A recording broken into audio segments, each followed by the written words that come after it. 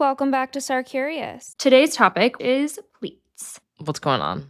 Tell me about your week. My week was good. Spring here now, which is exciting, but also kind of the worst time of the year because the entire world quite literally turns into a yellow cloud. Like I walked outside today and my car is usually dark gray and was fluorescent yellow. Oh my God. I feel like you should take a picture. Send it to It's me. kind of terrifying, I'm gonna be honest. So everybody's sneezing, but it's also still kind of that back end of flu season. So we're all a little Mm-hmm. bit scared of each other because we're like, okay, are you sneezing from pollen or are you gonna give me the plague? So it's been pretty full on. Well, and I feel like when spring comes, everybody's just wanting to get out. So it's been a lot of socializing, which is fun. Don't get me wrong. But I would say I'm on the lesser end of extroversion in my friend group. So I've been trying to keep up, but we did kind of stay in and watch Bridgerton on Friday, which was very welcome. Amazing. Yeah. How Yeah. was your week? It's good. We went out to Sonoma, which was really fun. We did a hot air balloon ride back in, I think, like 2023 for my birthday in Hmm. December. And then we went to this really cute cafe. It was called Sunflower Cafe. It's like one of my favorite spots in the city, or kind of, I guess, in the Bay Area. It has a really nice outdoor patio. It was so sunny. So it was really nice to just like get outside. Only 40 minutes away. We're so lucky. But yeah. Amazing. Okay. So pleats. We actually have a two-parter on this. Chandler, why don't you walk us through kind of like how we've split those two episodes and what today is? Yeah, so pleats are actually kind of one of the oldest known fashion techniques. So pleats are everywhere. They've been throughout history, and there's a lot of different types of them. So because of that, we decided to split this humongous topic into two parts. So we already have one pleats episode that is live. So go give that a listen if you want. But that one is about pleats as a texture in a garment. So those are pleats that basically add movement and make a garment really light and flowy, but are not necessarily being used to actually build a silhouette of the piece. But today we'll be talking about pleats that actually build the silhouette of the garment. And if you were to remove them, it would be an entirely different silhouette. We should define the types of pleats we're going to be talking about today. This is not all of the pleats that exist, not all of the ones that are relevant, but it's kind of the ones that are the biggest hitters in the bucket that we are discussing today. So these are kind of architectural. So they're actually building the silhouette of the garment and they're permanently stitched into place, which is not to say, especially in antiquity, that they didn't require maintenance, but they're not just being created through draping alone, more or less. Mhm. So the definitions I'm giving are kind of our modern day understanding of these. A lot of these would not have been seen this way in antiquity. So first we have knife pleats, which are these sharp single direction creases. If you think like school uniform or tartan skirt, knife pleats is going to be what pops into your head. And these have been around for a super long time, earliest as 16th century petticoats, that kind of vibe.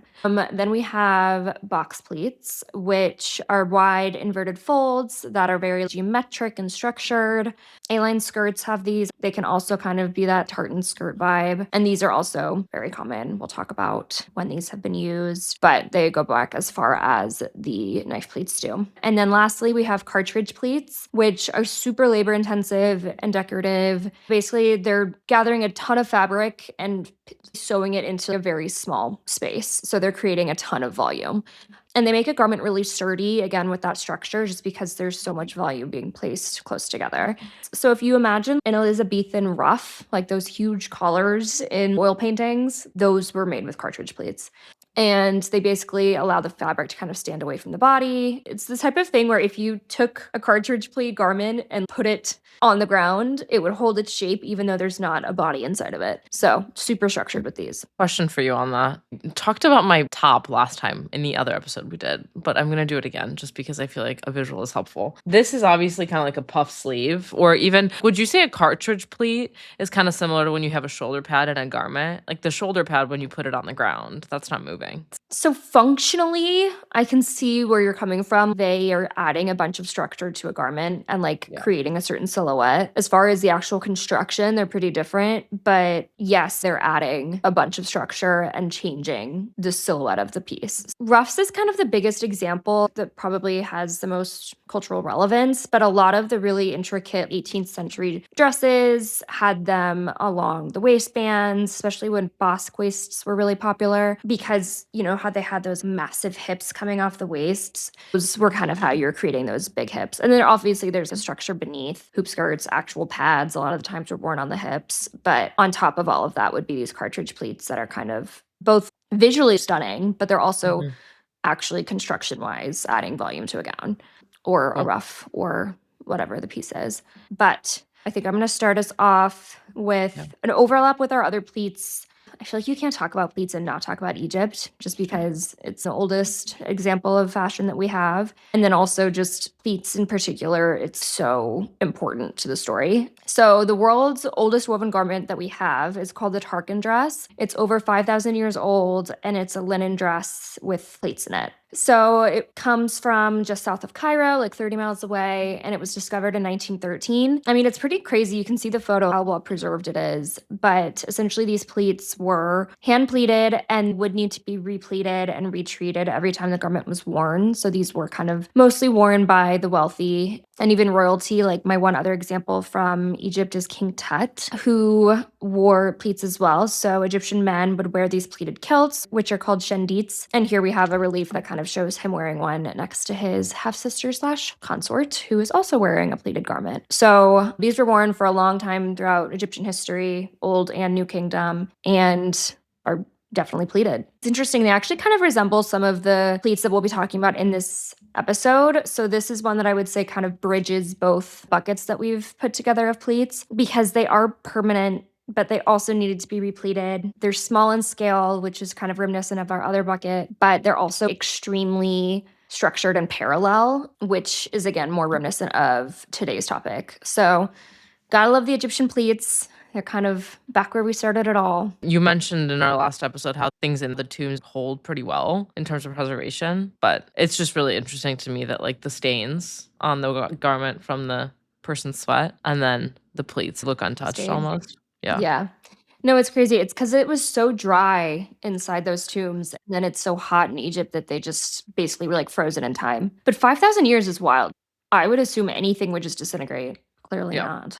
It makes you wish we had more examples of that kind of thing. Because imagine if we Mhm. had some of the Roman garments, the Greek garments, and we have it through art and sculpture, and we can see those renditions, but that's a rendition. Like an artist took some sort of liberties there, and we just will never know exactly what they looked like. But I'm glad we have our Tarkin dress at Yeah. a minimum. So we're gonna do a jump. There are obviously other pleats happening here, but they belong in our other bucket. So I'm gonna take us actually over to Asia. We're gonna start in Korea, and we're gonna talk about hanbok after I take this sip of water. So hanbok is this style of Korean dress. It's worn by both men and women. It's kind of a blanket term, but I'm going to talk about the women's dress because that's where we see our pleats. So we first see it during the Goryeo dynasty. We're talking about like 37 BCE into the 600 CE. So long time period and a long time ago. But basically, women's hanbok at this time was a long, neatly pleated skirt that was worn with a long sleeve, hip length jacket. These are really beautiful. The colors, the silks, the patterns, sashes, they're super detailed and just very vibrant. And they change as time goes on. Obviously, this is a very long time period. So I'm going to kind of zero us in on the Joseon dynasty, which was 1392 to 1910. So that was the last Korean dynasty. And again, a long time period. But at that point, these styles became high waisted, really high waisted. Like if you think an empire waist, that's kind of what Mhm. you should be imagining. And the skirt of the Korean women's hanbok was called a kima. And we think of the pleats in this kima as kind of a modern day knife pleat, is the easiest point of reference. So it reflected Confucian ideals. So think modesty and strict social hierarchy. And basically, the silhouette was meant to kind of show vertical harmony. So, especially with that Mhm. high waist and even the hip length jacket, you're kind of giving this straight vertical line. And part of how they did that was obviously many people, the waist kind of nips in, which is creating a not straight line. So they used the shape of having an empire waist up higher to kind of make it straighter, or the hip length jacket would give you that straighter line. And then with the modesty aspect, these knife pleats are basically adding a bunch of volume so that the lower half of the body, you're conveying modesty by not having it be showing basically the shape of the lower body. Especially during Joseon Korea, Confucianism was all about propriety, restraint, clearly defined social roles, which the pleats all kind of helped visually convey. So when you say that there was social rules kind of integrated into this era of society, I don't know if you mentioned this, but did this type of dress, would you have a different pattern or would your waist be higher depending on your status? Like, was there any of that, or how did that translate into the garment, if at all? Yeah, I know for sure all classes did wear the hanbok. Fabric and colors kind of varied based on some dyes in particular were super expensive, so you could only afford certain colors. We'll talk about some other societies where it was definitely even more stratified and the differences were even starker, but here it's kind of just basically the quality of the materials that would probably show the most difference as far as social hierarchy. But speaking of kind of super stratified, we can talk about Japan. I know in Korea we talked about women. In Japan, we're going to focus more on the men, give them their moment.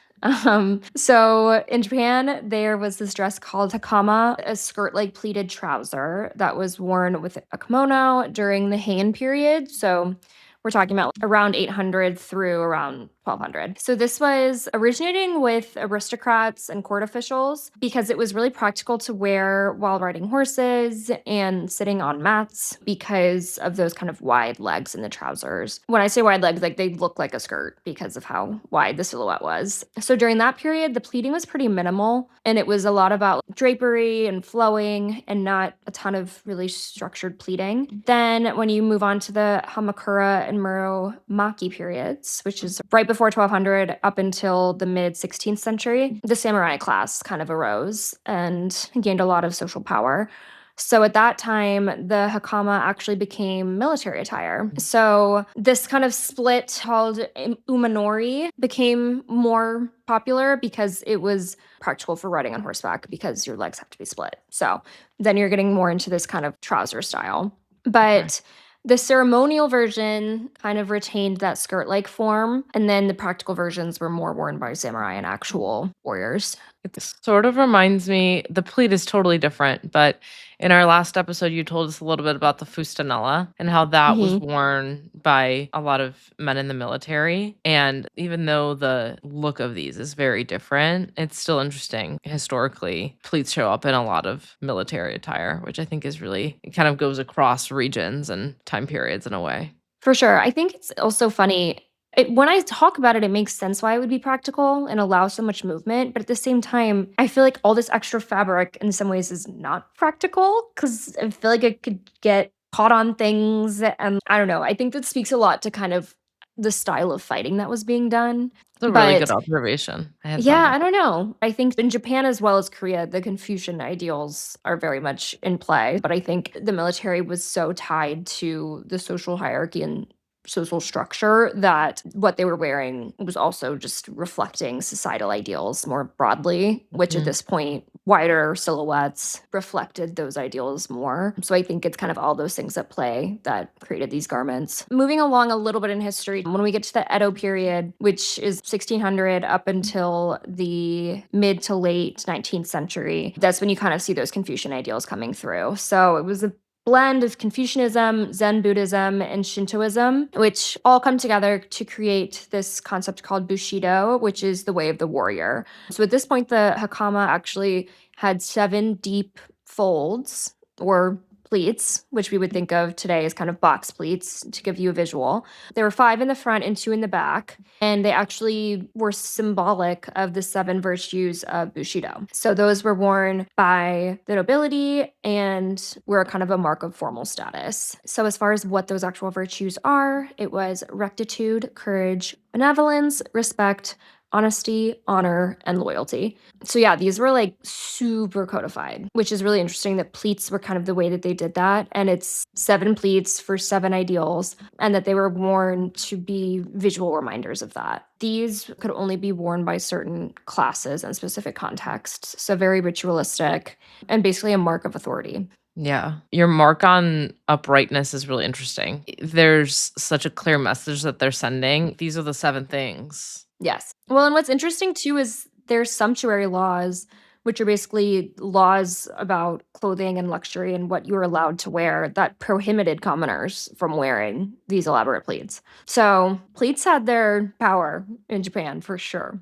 Um, which brings us to China. So in China, women wore a Mamianqun, which translates to horse-faced skirt, which is this pleated hanfu skirt that basically has two flat unpleated panels along the front and the back, and then there's side pleats all along the sides of the skirt. Basically, these were showing elegance and were really useful for movement because if you think about it, when you walk, there's a lot of movement along the sides of your body and less along the front and back. And so these pleats on the sides basically allowed for all that movement. And then why it's called a horse face skirt is visually that front that has no pleating and then the sides, but this pleating kind of looks like the face of a horse with the broad nose and the line along the side of the face and then kind of the contouring along the sides, if you can visualize that.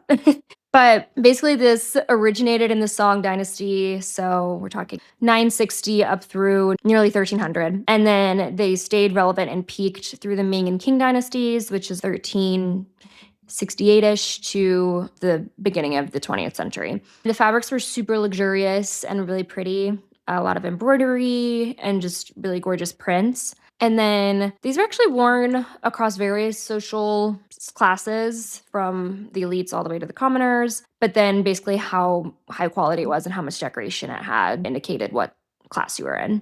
Talking again about Confucian ideals, these show those ideals of balanced movement and modesty, but then allowed for a little bit of expression through that embroidery and all the decoration on them. Where does that take us?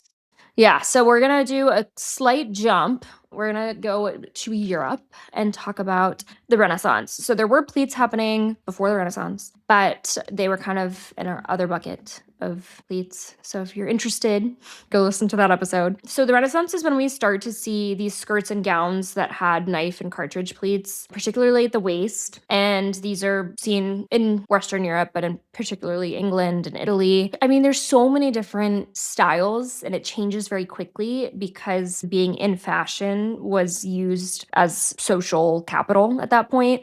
So I'm not going to get super granular about, each different era of fashion and how they were used. But the things that I will point out is during the Elizabethan era, we have those ruffs that we talked about a little bit earlier that are cartridge pleating. Those were really big and were worn a lot by nobility. Used a lot of starching, but then also precise pleating. So at this point, it's not just the actual sewing techniques that are holding those pleats in place. It's a lot of starching as well. Can I pause you for a second? Yeah. I don't know what that is. What is starching? Starching?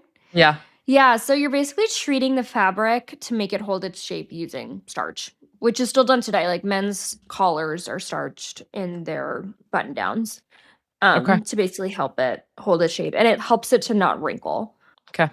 Yeah, and it helps support the structure. But I think back then they were like really getting in there with the starch. It does not sound comfortable at all. What do you mean by like you say starch, I think about cornstarch. Clothing starch is made from natural vegetable-based starches. So it could be cornstarch, rice, potato, or wheat. So what came to your head? Yeah. Okay. And then they combine it with water. Okay. Oh, and then what you're saying is like you basically get that wet with cornstarch and then you're like ironing it, steaming it, whatever, while it's kind of wet with that and it stays. Yeah. Wow. Okay. I doubt it's changed honestly all that much since how they were doing it back when Elizabeth was kicking it. I bet she'd love to see that her influence is shining through. Yeah, so that's kind of the biggest example I would give. And then as garment construction goes on and these techniques kind of evolve, pleats are used decoratively a lot. So I have an example of these really beautiful pleats in a sleeve. So there's this panel of pleated silk that basically makes it look like the cuff is turned back to reveal fabric underneath, and it's just like this really pretty detail. And that's an 18th century piece, so moving us forward in time a little bit, but basically pleats were used both decoratively and actually to shape the silhouette. In the 18th century, we start seeing mechanized accordion pleating, which basically allowed them to heat set permanent pleats into silk, which would continue to be done with synthetic fabrics once they start becoming more relevant. So there's kind of this evolution that starts to happen where pleats are evolving into more structured clothing, and the crinoline comes along and the bustle, and pleating techniques basically were shaping garments to dramatically enhance the female form. So kind of what we were talking about earlier with like the shoulder pad issue. With the crinoline and the bustle, it gets more dramatic. So there's actual structure beneath the garment, and then there's also this pleats that just creates crazy dramatized forms. Can you define crinoline for me? Yeah, crinoline is the structured petticoat of net fabric designed to create volume to support dresses. So your wedding dress might have had crinoline. Mine definitely did. You know those like layers of netting essentially that are underneath like Mm, formal gowns? That's what crinoline is. okay. You're educating me further while we do this, which is good. Okay. There's also like the hooped petticoat, Yeah, yeah, yeah. which literally has hoops in it. Yeah, yeah, yeah. But basically those were paired with these pleating techniques like cartridge pleats Okay.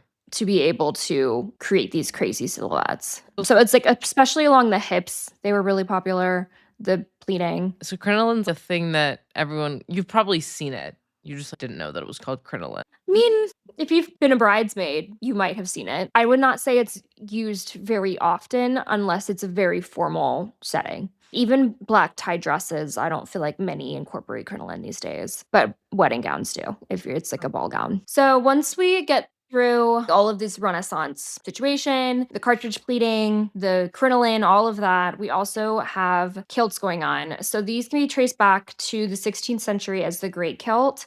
And at this point, they're all being hand pleated. So I talk more about this in our other episode, but basically, you would create the pleats on the ground, add a belt so that they would stay in place, kind of lay them over the belt, and then wear the garment. But once we get to a little bit later, like 19th century, these started being sewn into place.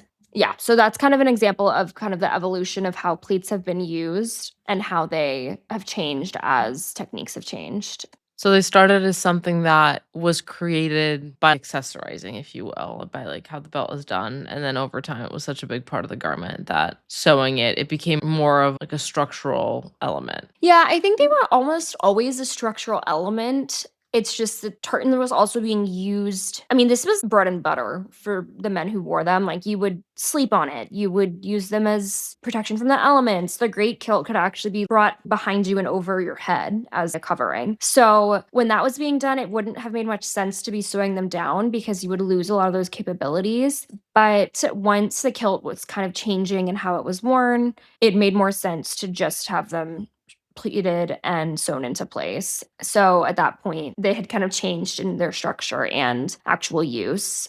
Yeah, so that's kind of getting us into closer to modern day. Again, fashions change a lot. So Regency era is seeing less pleating, but it's still being used. It's kind of now solidified into fashion techniques. It does start changing again as technology increases. So I'm going to briefly touch on Fortuny. I'm not going to talk about him a ton because our other episode heavily touches on Fortuny. But basically, there's this designer, Henriette Negrin, and her husband, Mariana Fortuny y Madrazo, who started doing this heat set pleating. And it's different than the pleats we've been talking about because it's heat set into the fabric itself. And then the fabric you can basically use as a raw material to make any garment. He made the Delphos gown as his most famous garment. It's basically a way of creating texture on the fabric. I bring it up though because this heat setting technique can also be used in the more traditional pleats like we've been talking about, where they can make graduated pleats and then basically heat set these pleats so that they're sewn into place and they can still be a knife pleat or a box pleat, but you can use these heat set techniques to basically make them sharper and more pronounced. So yeah, that kind of gets us up to the modern era. Any questions? No, I feel like there's so much there. I mean, it's interesting because we haven't looked at each other's portions of this before, and we've both kind of taken our different angle of how we want to talk about this. I feel like this actually kind of ties us really well to talking about why it's relevant today. I think there's today at least two different messages that fleets play. And I'd like to like split that out, but I think it ties really, really well to how they show up socially that you bring up. In the first area I want to explore is kind of this wealthier nobility class, old money, like this feeling of being proper, polished. It's been around for a long time, and how people want to buy into that and evoke the feeling that quiet luxury comes with. And then, as a result of I think this being around for so long in this messaging of being polished, there's almost like a quiet rebellion in subculture. It's actually not that quiet in some places, and I'll talk about that. But this reversion, pleats are supposed to be this proper thing. just kidding. I'm gonna distress the hem. I'm gonna put like a boxer waistband on this. I'd love to split it out and kind of walk us into that. So maybe we'll start with this old money vibe, which I think is super relevant because the CBK, JFK Jr., CBK meaning Caroline Bessette. I've been on TikTok for too long. She's like a really good example of like taking away a Prada logo from a jacket because she doesn't want it to be seen. And so I think in a similar way that quiet luxury is a reversion against logomania, I think structural pleats like let you tap into that same messaging. It's like a vibe without a logo. Is how I think about a lot of these pleats. Yeah, they definitely say something about you because they're so structured. Yeah. If you are going to work out at a Planet Fitness, Crunch Fitness, granted, I'm a Crunch Fitness member, no shame on that, but you're probably not going with like a pleated skirt. But when you go to a country club to even just work out or be there, it is a belonging. Like it's an institution. It's just a quiet wealth in a way that comes through. That's a really good point. Yeah. I don't want to like get too far ahead, but when I think about what sports are associated with those garments, it's golf and tennis, which are inherently kind of that old money, quiet luxury vibe, very institutionalized, in some ways elitist because they're so expensive. Yeah. And like associated with country clubs. Yeah, I mean, it's literally where I wanna take us next, so you did it for me, but, yeah, tennis core or even golf too. I think a lot of the writing when you think about that trend is it's a crisp white, it's a polo, it's a sweater draped over the polo, but, I mean, they're always paired with a pleated skirt, Yeah. always. I think some people, at least from a cultural relevance perspective, a lot of even buying into that trend if you are doing it with that outfit in a way, you might not be going to a country club, but you kind of want to evoke that feeling of being polished in a way. I think like really good example. It's almost like a really clear social message, like Sporty and Rich is Yeah. like the name of the company is Sporty and Rich, literally. Yeah. And The then messaging's again, clear. the messaging is so clear, like, I'm gonna show a screenshot of their homepage, and, like, the first thing that you're seeing, the first photo in a set of, I think, 3 or 4 is a pleated skirt with a polo and a sweater on it, so it's a very clear messaging, and I think another thing, you can see Lacoste will make a skirt that's $85, and Tom Brown is making a tennis skirt that's, like, 4 figures. A lot of people wanna evoke that feeling of put togetherness, so even though the silhouette is staying the same, it kinda goes back to your point earlier of like fabric is changing, the logo is changing, the context of the brand that you're wearing when you're wearing the skirt is changing. I'm not saying that if you're going to brunch wearing a pleated skirt, you're cosplaying being the nobility, but it's almost like, I don't know, I'm disciplined. And I think that is the first piece of this of why it's relevant today, because a lot of people want to still convey that. Well, it's interesting because it ties back so clearly to this historic context we've been talking about with in the Asian cultures. It's giving these Confucian ideals of uprightness. And I mean, there's a morality component, which I don't think is as relevant here, but like you're following the rules and you're kind of just like bought into this idea of being polished. And then within the European context, those pleats that women were wearing with their corsets and these very restrictive outfits, it was very structured. It's like, how proper are you?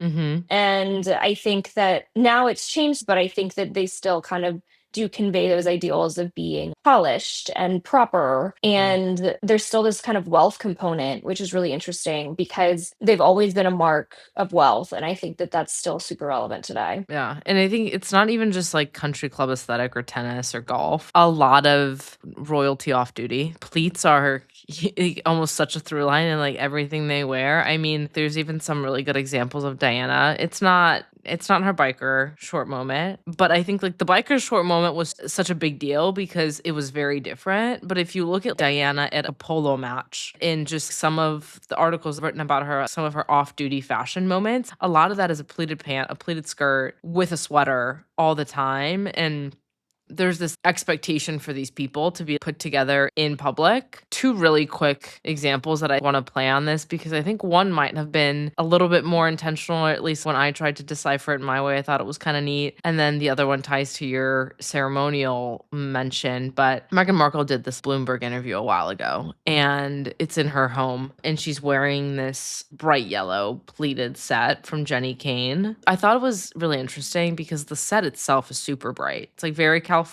And a lot of the times when we see the royalty wearing pleats, it's very neutral coloring. But to me, it was this message of like, hey, I don't operate inside this institution anymore, but I'm still poised. And I understand that code. And this is how I'm kind of choosing to evolve away from it. Obviously, given the context with everything with Harry and Meghan, I thought that was, I don't know. I don't know if there's that much there when she decided to get dressed, but I think subtly there is, which is really cool in my opinion.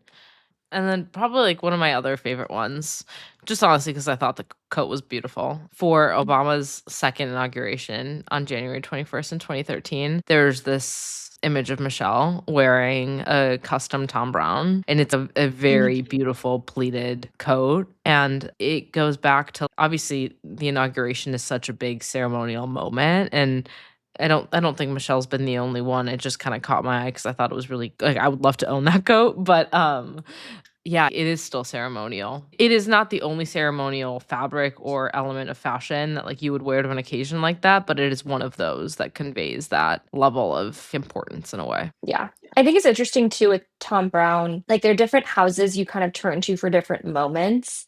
And Mhm. I feel like he is one of those designers that you turn to in moments like that, where you Mm, are trying to convey a very specific vibe while still being fashion forward and obviously super relevant. But so many of his pieces feature pleats. And I think it's in part because it does give this very particular energy. yeah.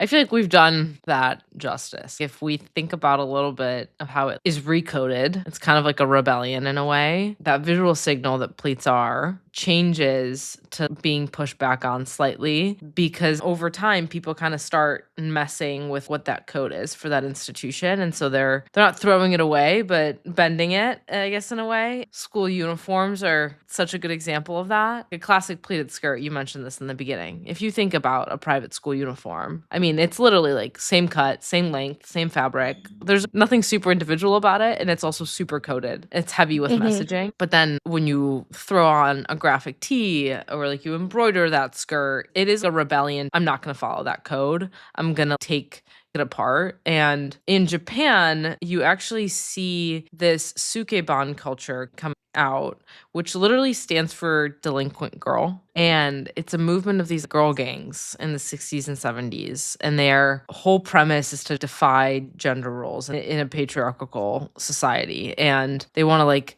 not conform to authority. And a key part of their defining uniform is pleated skirts. Let's not romanticize it. There was violence attached to what this culture was, but it was really just supposed to be this message of we're not going to be underestimated. And I think it's really interesting that one of the visual ways that they conveyed that message was we're going to take something that you've institutionalized and break it apart. That's very cool. It's funny. This is kind of silly, but it makes me think of Gossip Girl and how Serena and Blair both wear those schoolgirl uniforms, but how they very much styled Serena to basically draw attention away from the pleated skirt and have all these other elements going on. And, they would shorten her skirt and she would layer things on top of it and kind of add all these like boho elements. And then Blair, who buys into this idea of being proper and likes to be structured and likes to follow the rules, she kind of wears her skirt as intended and adds, her headbands and the jewelry and all these other elements that she's not like subverting attention away from that skirt. So I do think it's interesting that both of those elements are in play but used so differently. It just reminded me when you were talking about Sukeban. I think that's perfect. I mean, the way that I'm thinking about relevance is like one, you want to buy into what that feeling of being proper is, or two, you actually kind of want to make a signal that you don't agree with it and you're reverting against it. Serena and Blair are the perfect example. They embody that in a way. Like I Yeah, think they embody why these pleats are relevant and the messaging that they send are totally different. That's such a good comparison, Chan. I need to rewatch Gossip Girl. It's been always. way too long. Wow. Yeah, I mean, I feel like that just honestly ties it up for me. That just did it so well. You kind of just see this across the board. There's these new Miu Miu skirts that are $2,000 and have boxer waistbands. Super interesting to look at those. You definitely wouldn't like style that the same way that Blair would style a skirt, to your point. But it's neat. It's like I know what references the signals, and I'm not gonna do that. So that's kind of how I thought about how they're coming to life. It's interesting because these garments so clearly convey something. Like the Miu Miu skirt with the boxer waistband. You're buying into the idea of the pleat, but you're subverting it. And then there's the Tom Brown, where the pleat is being used to convey something very just straightforward. And both are very cool. And one is kind of more of a streetwear vibe. And it's just interesting that it's remained relevant, both straightforward, but then also with this subversion. Because I feel like there's some things in fashion that we only really see the subversion that remains relevant. But with pleats, it's in both ways. It's also negotiation. Which way do you want to go? Yeah. Yeah. Pick your pleat. Pick your pleat. Pick your messaging. Yeah, it's very Yeah. cool. Before we wrap, though, there's also one other thing I want to maybe touch on a little bit, and that's men and how pleats have evolved. I'm not a film critic or a menswear historian, but as I was doing this, one thing that kept coming up is kind of how the pleat has evolved in how it's seen in menswear. And I think there's a lot more we could do. There's a whole episode that we could do on men's trousers, probably actually not one, but like 6 month series if we wanted to. But you talked about how the Hakama was this very hyper masculine in a way garment. It carries national pride. It's not delicate in any way, shape, or form. And in the 20th century, I feel like that goes back and then it finds a balance, at least in popular culture, because there was this huge trend at Oxford with boxy trousers. They were very big, not slim at all. But then in the 60s and 70s, there's like a massive trend to skinny, massive trend to bell bottoms. Obviously, music was influencing that. And almost wearing a pleat was like fussy. Like it was like old fashioned, literally like dad uniform in a way. Hmm. And then there's this film called American Gigolo, which came out in 1980. And Giorgio Armani dresses Richard Gere in it. And it's in pleated trousers, but the jacket is more unstructured. It's not as slim of a fit. There's like fluidity and drape.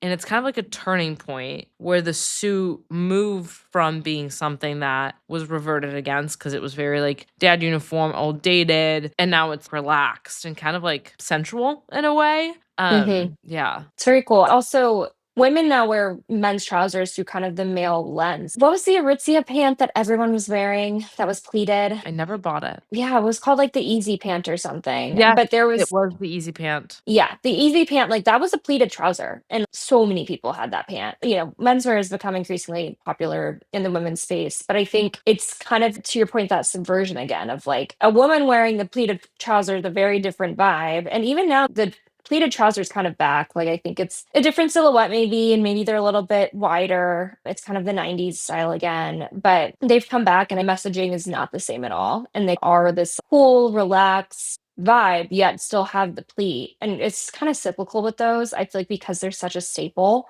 but it's just funny that those do kind of convey something different, at least in this current cultural moment, than a lot of the other pleats that we see. Yeah, because I wouldn't say I mean, maybe if you're wearing a pleated skirt in the old money kinda context way with a Ralph Lauren polo or something, it might get coded as fussy by some people. I don't think you would see someone wearing a trouser pant and be like, "Oh, that's fussy." But I feel like in the 1960s and the 70s, there was like a 20-year or so period where they were like, "Oh, we're not doing that." And now it's Yeah. kinda back. I think it'll stay. I hope so. I love trousers. I'm a pants girl. I don't own skirts, at all. But yeah. Yeah, so much of it's in the styling too. I feel like I could make the trouser look fussy if I tried, but I could also make it look pretty cool and relaxed. But that's kind of to the point of they're a staple. They're probably going to last in your closet a pretty long time, and it's just going to depend how you style them. Yeah, I also think the cool thing about why they can live in your closet for so long is it depends on where you're going or who you're with or if you want to dress like a certain occasion. But there's such a spectrum across it that you can play on and like the messaging that it sends, which is super neat. So I think that brings us to how we feel about pleats. And I know you said you don't own any pleated skirts. Are those pleats on your collar today? They kind of look like it. Yeah, they are pleats on my Yeah. collar. There you go. My favorite pleated thing, though, I don't know how to explain it. We went on our honeymoon in New Zealand, and of course, the weather was bad. So I just looked for an opportunity to shop twist my arm. And there's this boutique that in the back had some vintage garments from people in Arrowtown that are selling them. But the actual store was a Saletti concept store, which is really neat. But the back was just vintage garments. And I found this dead stock vintage 3-piece set, and the back of it was pleated, and the pant was pleated, and it had one single pleat, and then the back kind of like opened up. I'll throw a photo. But I love it. It's a cool little outfit. And it's like a military green. So I think it maybe like plays Ooh. across a lot of the messaging that we're talking about here. Yeah. So when do you reach for it? Like, what vibe are you trying to give? What mood are you in? It's so easy, but it still feels really cool and elegant to me. It just looks like I didn't try.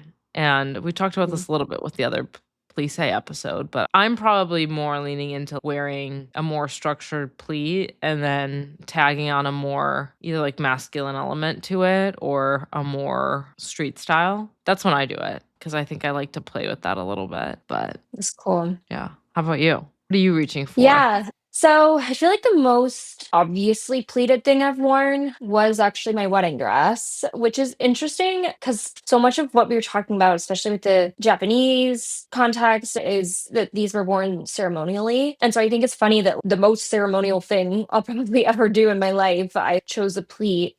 And I think part of why I wanted a garment that was formal, but then also kind of conveyed how seriously I was taking my wedding slash marriage. But I still wanted it to be cool. So my gown was Lila Rose. It originally actually had sleeves. So there's like princess seams that then open into what I would think are pretty much box pleats. And it obviously helps build a lot of shape. It's a little bit drop waist, but then the skirt was very full. And I think part of how the skirt became so full was that these box pleats were adding volume, as we love that they do. And yeah, I just love that it had all this detail, but still felt very put together. I have a top from Reformation, but it's these pleats that are box pleats and open up into a peplum. Mhm. And peplum, I feel like, is back, but in a different way because a lot of the peplum tops I see are done with pleats these days. I know Cezanne's doing one this season that's micro pleats, that's still that peplum. And I think it's kind of combining that like old money that we've been talking about with that 2000 silhouette, which I think is really interesting. I reach for that top when I want to look really put together, but still cool. I wouldn't call it edgy, but I would say it's very current. So it's not your average night out, maybe a little bit nicer than that. But yeah, I love it. I wouldn't say it feels old money to me, but it does feel like leaning into kind of that more polished vibe. Yeah. There's so many different ways to whatever message you want to give off when you leave the house. I think I probably lean into maybe that edge a little bit more. I have fun playing with that, but I think going back to your dress, I'm gonna tie the thread between both of our episodes because I feel like I'm gonna say we didn't do this intentionally like 600 times, and people are gonna be like, "Really?" And I'm gonna be like, "No, I swear we didn't," because we didn't. But I think when we decided to do pleats, and then we split the episodes, and then one of the most like the ceremonial history that's tied to these structural pleats like comes to life in your wedding, which is beautiful. And then we talk about in our other episode, in the Plissé episode, how like it's all about conforming to your body and you coming to life in the garment, and the garment being almost like an accessory and it accentuating the person. And you wore Danielle Frankel then, and that gown was so different from your wedding gown, your reception dress. And I think it's really neat how we split this episode into two ways. Your box structural plates that kind of come across more ceremonially, convey different messaging, and then you see Plissé, and it's a lot more of free flowing and still really heavy on the technical craft, but the messaging is different. And then when we kind of talk about how it makes us feel, when you convey how your wedding gown from Lila Rose made you feel versus how Danielle Frankel made you feel, they're super interesting feelings, but they both are like heavily dependent on how the pleat influenced that garment, which is, I think, so cool. I don't know. Yeah, it is funny like how Me perfectly. analyzing you? But you're kind of right. I was going for a certain, feeling with both garments, and I feel like the pleats allowed me to do that while both still being very flattering. I think that's one of my favorite things about pleats is they can be so flattering and just really convey a lot of emotion in a garment. Yeah. I need more pleated things. So do I. This is a good excuse to go shopping. But yeah, well, thanks for tuning in. Amazing. Yeah, we'll catch you next time. Have fun getting dressed. Always have fun getting dressed, get crazy in your closet. If you want to see some guides that we put together for pleats, if you want to look at the show notes, check the details in the caption, and we'll be back soon. Love you. Love ya. That was inarticulate. Hush! Give me 2 seconds. Maybe I'm gonna eat a cracker. No barking. Did that make any sense to you? It did. Sorry. Merci, no. Okay. I don't have any cherry tomato flakes. I would move up a little bit if I were you. Yeah. Yeah. I feel like it's like worse when I'm forward It's right now. almost like this way. I'm actually happy we took a break. I'm alive. Are you having fun? Yes. Okay. Are you having fun? I think I needed a tomato. I'm starting to see myself fade. Oh my God. I need to eat before we do these 100% always.